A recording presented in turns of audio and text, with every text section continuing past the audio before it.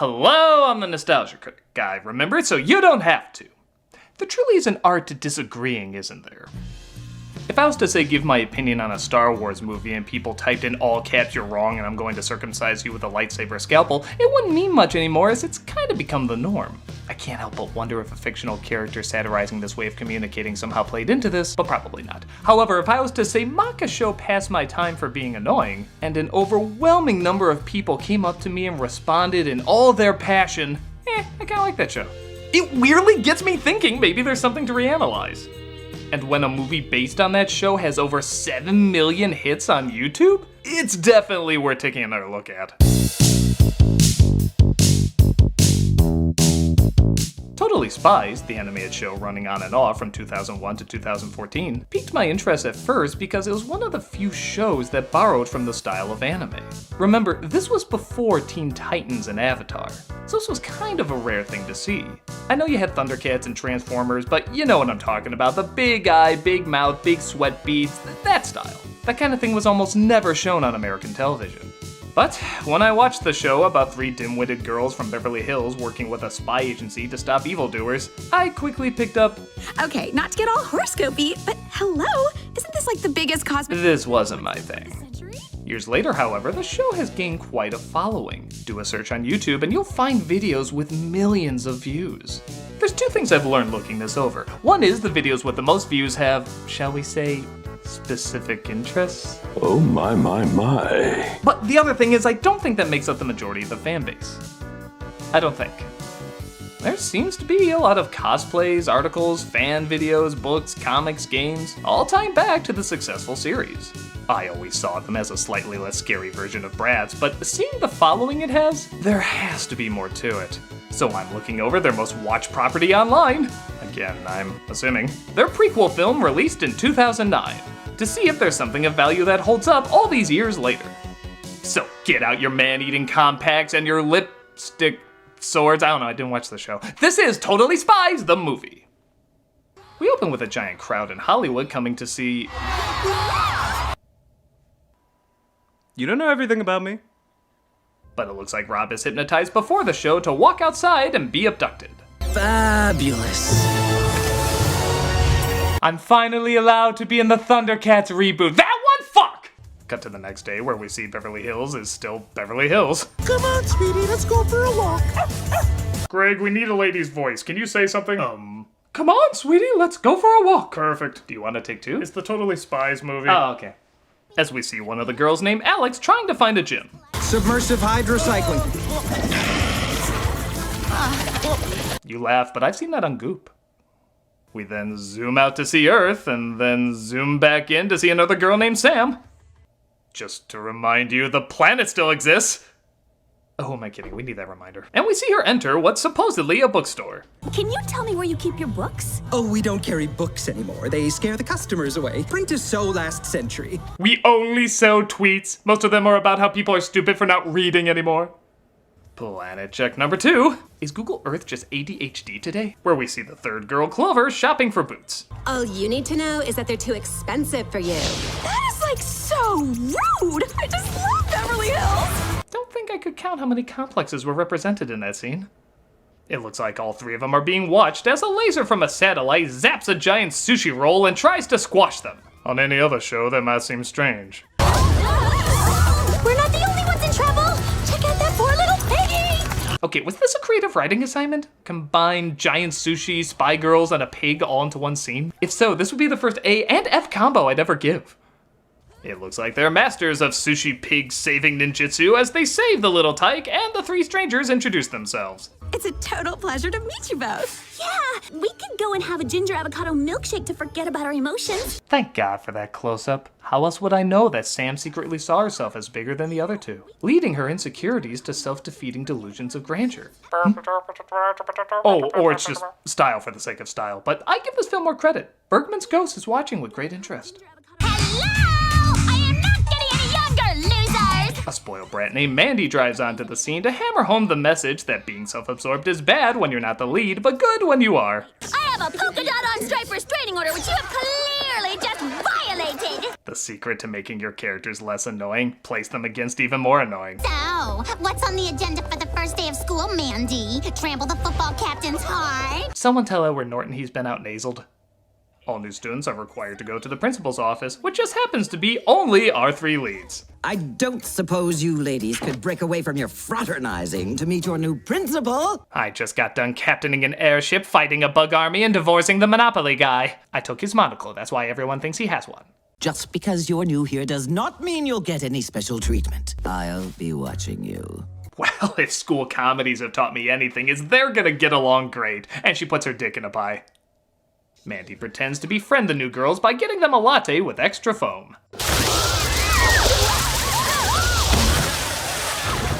Schools often put projectile foam over student safety. There's simply no workaround. No worries. I am totally prepped for such an unfortunate sit. Much like Sin City, this scene was briefly directed by Quentin Tarantino. Thankfully, it looks like Clover has a stretch closet in her locker. This school needs to check things more, but the other lockers suck them into an underground location. I stand by my previous statement. I'm not so sure these girls have what it takes to be spies, Jerry. Yeah, I agree, they're a bit rough around the edges, but I assure you they're whoop-worthy. I thought we agreed we don't call women that anymore. Actually, Whoop is the name of a secret agency, and they believe the girls' skills and unassuming demeanor, very unassuming demeanor, might be perfect spy material. I told you we were abducted by aliens! Actually, the aliens are down in the freezer. That's pretty funny. I'm Jerry, and this is Tad. Welcome to Whoop, girls. What, does Eyelashes have that line? What was that?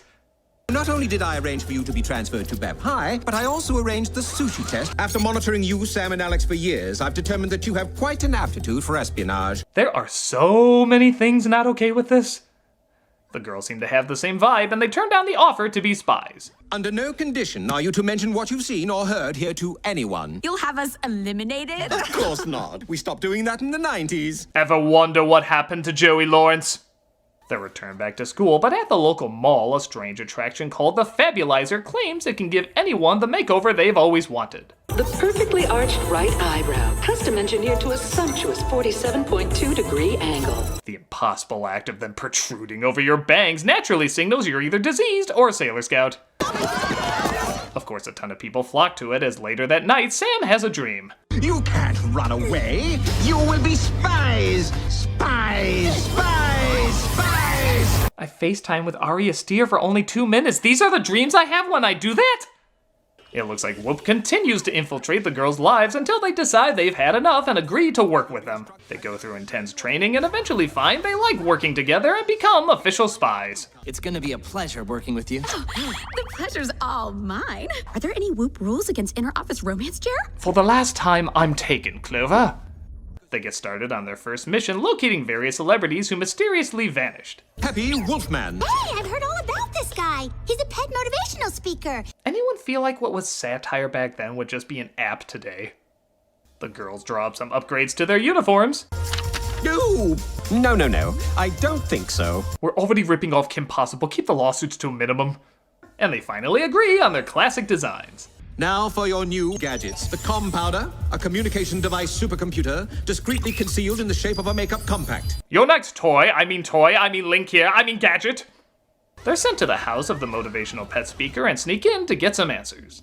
It's mission time.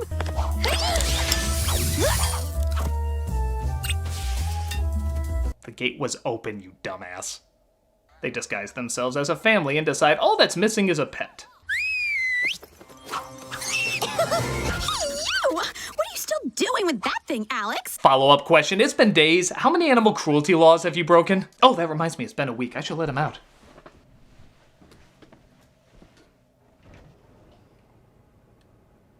That'll teach you not to purr when you like things.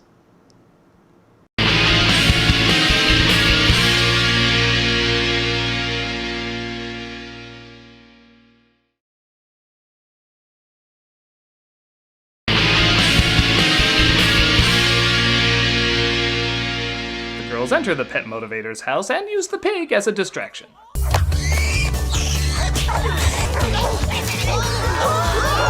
Always great when cartoon writers nail fashion trends.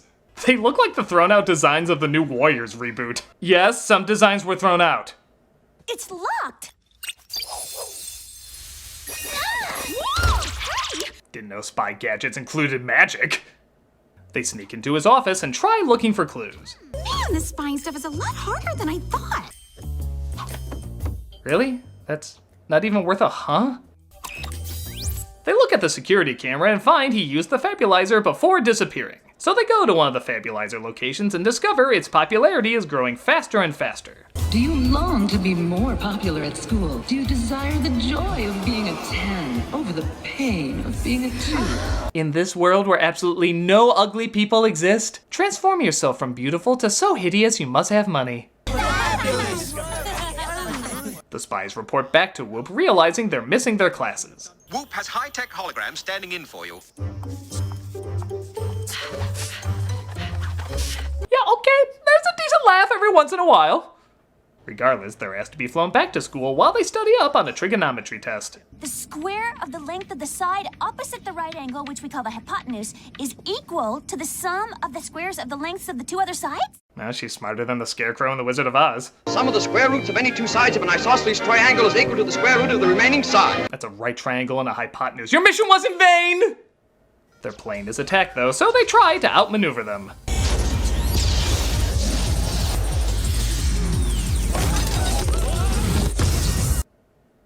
Do they just write in their script things? That's the only way to explain some of the symmetry. They put on a cloaking device though and escape. They land back at the school and try not to be caught by the principal, resulting in this.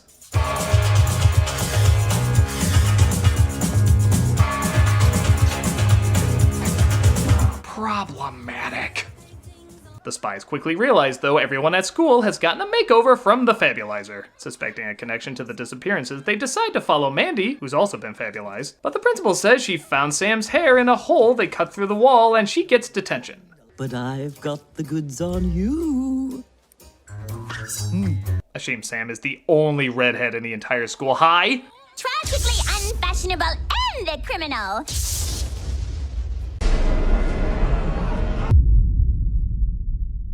No, they hold her back and proceed to spy on Mandy to see if anything happens. Something summons her outside though, and they discover she's not alone. A ship sucks them all up and takes them to a giant space spa. Wally did it! There's Peppy Wolfman and Rob Heartthrob playing beach volleyball together. They find all the vanished people on board as well as the mastermind behind everything. A failed model named Fabu. He's from the top 10 failed models of all time. Fabu was ranked #1 on account of his career only lasted 5 minutes. Literally. Move over, Two-Face. A new psychological deep dive of a villain is in town. With all of you adopting a fabulized look, I can blow up the earth and eliminate the non-fabulous! Ah, so it's all clever commentary on— yeah, it's just dumb. You are an intruder! The spies are spotted and they suit up for action. Running away. They get through honestly a pretty funny fight sequence and they arrive in a room of mirrors. It's an older cliche, sir, but it checks out.